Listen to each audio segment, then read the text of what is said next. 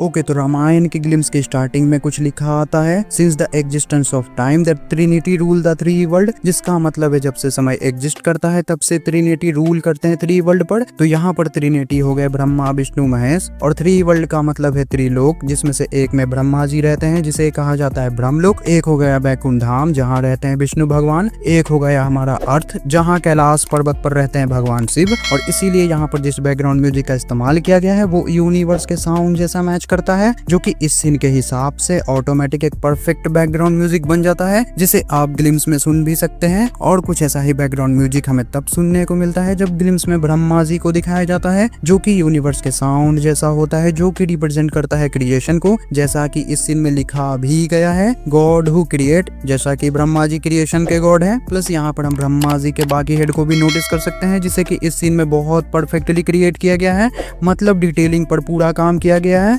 फिर हमें दिखाया जाता है विष्णु भगवान को, गॉड हु प्रोटेक्ट, जहां पर कि अगर आप ध्यान दोगे तो आपको हल्का हल्का वाटर यानी कि पानी की आवाज सुनने को मिल जाएगी। और जैसा कि हमने बहुत बार सुना और बहुत सारी मूवीज और सीरियल में देखा भी है, विष्णु भगवान हमेशा बैकुंठ धाम में अपने शेषनाग के ऊपर पानी में ही रहते हैं। तो उसी चीज को मूवी के मेकर्स ने हमें इस सीन में डिटेलिंग के साथ जोड़ करके दिख। प्लस अगर हम इस सीन पर ध्यान देंगे तो विष्णु भगवान के पीछे हम उनके शेषनाग को भी देख सकते हैं। और फिर ग्लिम्स में हमें दिखाया जाता है भगवान शिव को, जिन्हें रिप्रेजेंट किया गया है रेड कलर के साथ, जो कि उनके एंगर, पर्सनैलिटी और फायर को दर्शाता है। प्लस जब हमें भगवान शिव को दिखाया जाता है तब हमें बैकग्राउंड में डिस्ट्रक्शन का साउंड सुनने को मिल जाता है, जिनके की वो भगवान है गॉड हु डिस्ट्रॉयर। प्लस इस सीन में हम भगवान शिव के त्रिशूल को देख सकते हैं, उनके गले में एक सांप को देख सकते हैं, उनके गले में हलाहल विष को देख सकते हैं, जिसके कारण भगवान शिव के गले को नीले कलर का दिखाया गया है, जिसके कारण उनका एक नाम नीलकंठ महादेव भी है। और फिर ग्लिम्स में कुछ लिखा आता है, but when their creation threatened to take over the three world to war two and all war begin,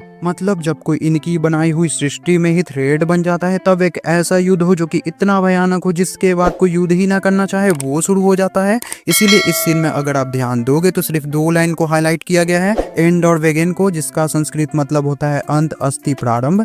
and he beginning है, मतलब अंत ही शुरुआत है। ग्लिम्स के इस सीन में भी कुछ लिखा होता है, worship for 5000 years bye 2.5 billion people. तो यहाँ पर ये लाइन किसके लिए आपको पता ही है, भगवान राम, जैसा कि ग्लिम्स में मैं आगे चलकर बताया भी जाता है। This is the immortal story of Rama versus Ravana, और भगवान राम को संस्कृत में रामा भी कहा जाता है, इसीलिए मूवी के मेकर्स ने उन्हें राम की जगह रामा कहा है। और ये सेम चीज रावण के नाम के साथ भी है, उन्हें भी रावण और रावणा दोनों कहा जाता है, जिसके चलते उनके नाम को रावणा बताया जाता है, जो कि शायद पूरे मूवी के अंदर होगा। प्लस इस सीन में भगवान राम को नीले रंग के साथ रिप्रेजेंट किया गया है, जो कि शांति, स्थिरता और विश्वास का प्रतीक माना जाता है, जो कि एकदम सही है। भगवान राम बिल्कुल वैसे ही है जैसे कि उनके बारे में इस सीन में हाईलाइट भी किया जाता है, रामा धर्मा सैक्रिफाइस, जैसा कि उनका जीवन रहा है। प्लस उनके हाथों में हमें एक धनुष को भी दिखाया गया है, जिससे कि वो बाण चला रहे हैं, जो कि एकदम क्रिस्टल की तरह है। और अगर आप इस सीन पर ध्यान दोगे तो इस सीन में आपको क्रिस्टल की आवाज भी सुनने को मिल जाती है। वहीं दूसरी तरफ रावण को रेड कलर के साथ रिप्रेजेंट किया गया है, जो कि रिप्रेजेंट करता है एंगर, फायर और रिवेंज को। जैसा कि रावण को बदला भी लेना था अपनी सिस्टर का, तो रिवेंज यहाँ पर आ जाता है,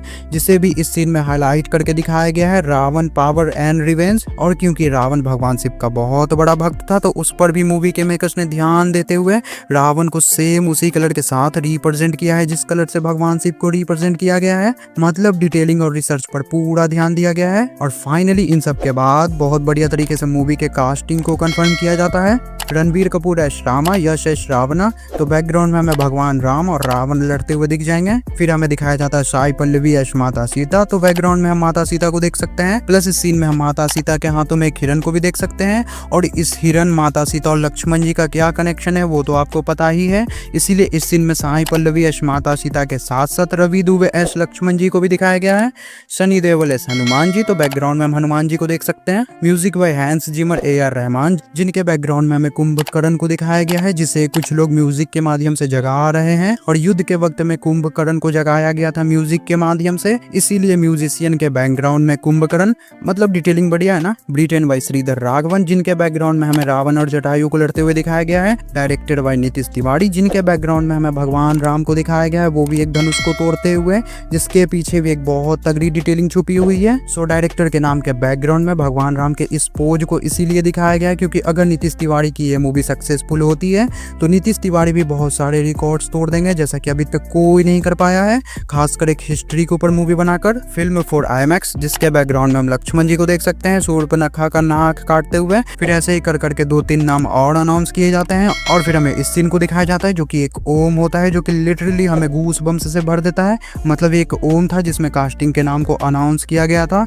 जो कि फिर चेंज होकर के हमारा अर्थ बन जाता है। और फिर ग्लिम्स में अनाउंसमेंट किया जाता है मूवी के ऑफिशियल नाम का, रामायणम, जिससे शायद बहुत लोग कंफ्यूज होंगे, रामायणम क्यों, रामायण क्यों नहीं। तो रामायण को संस्कृत में रामायणम भी कहा जाता है, जैसा कि मूवी के मेकर्स ने भगवान राम और रावण के नाम के साथ भी किया है, श्री राम की जगह रामा। तो यहाँ पर भी सेम उन्होंने यही काम किया है, रामायण की जगह रामायणम। और फिर फाइनली टीजर में हमें दिखाया जाता है रणवीर कपूर एश भगवान राम को, जिनका लुक भाई साहब, जैसा कि हम सब बचपन से सुनते और देखते आ रहे हैं भगवान राम के बारे में, मूवी के अंदर उनका लुक बिल्कुल वैसा ही रखा गया है, जो कि लिटरली हमें गूसबम से भर देता है। प्लस इस सीन को और भी रियलिस्टिक लुक देने के लिए भगवान राम के कपड़ों को एकदम साधारण, सिंपल और हल्के भगवे रंग का रखा गया है, जो कि डायरेक्टर के डेडिकेशन को दर्शाता है। मतलब कैरेक्टर के साथ कोई छेड़छाड़ नहीं। प्लस इस सीन में हम भगवान राम के हाथों में एक रिंग को नोटिस कर सकते हैं, जो कि मूवी में आगे चलकर वो हनुमान जी को देंगे जब वो माता सीता के खोज में लंका के लिए जा रहे होंगे। वहीं दूसरी तरफ हमें भगवान राम के साथ साथ यस एस रावण को भी दिखाया गया है,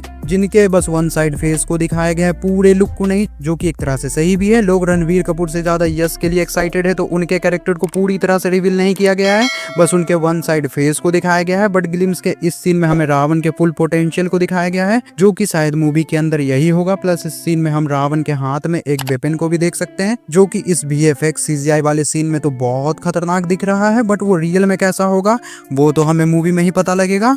तो ये थी मेरी छोटी सी हिडन डिटेल्स वीडियो, जो कि अगर आपको पसंद आई हो तो वीडियो को लाइक करके चैनल को सब्सक्राइब करना ना भूलें।